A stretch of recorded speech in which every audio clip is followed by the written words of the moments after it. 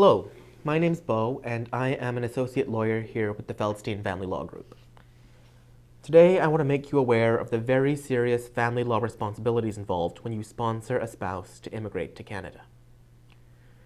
When you sponsor a person's immigration to Canada, you must sign an undertaking or a sponsorship agreement, effectively a legally binding promise to the government.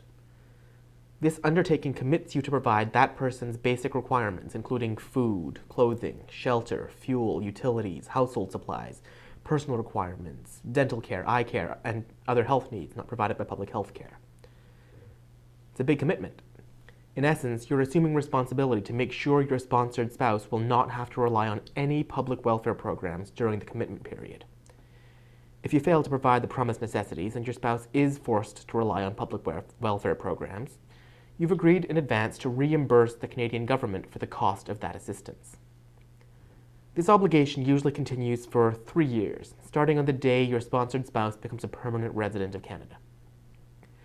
But sponsorship agreements can vary, and if you have questions about the immigration side of your case, you should seek out and contact an immigration lawyer.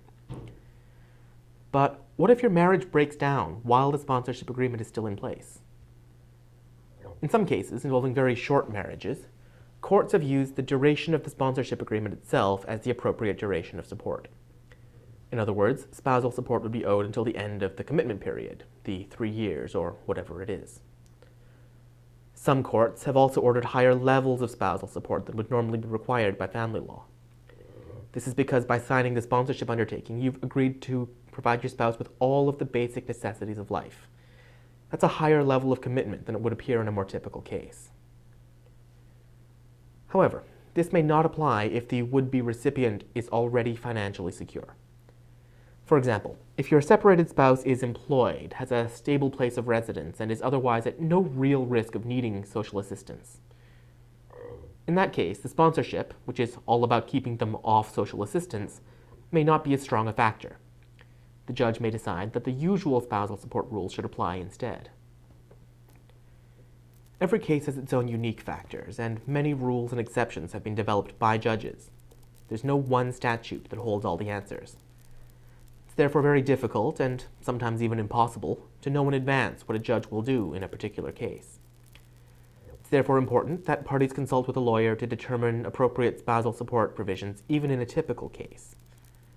But in a case where one spouse sponsored the other to immigrate, it's even more crucial to seek legal advice.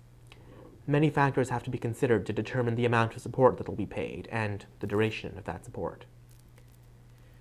If you'd like to learn about how these issues may affect your family law case, please visit our website at www.separation.ca or call us at 905-415-1636 to schedule a free initial consultation.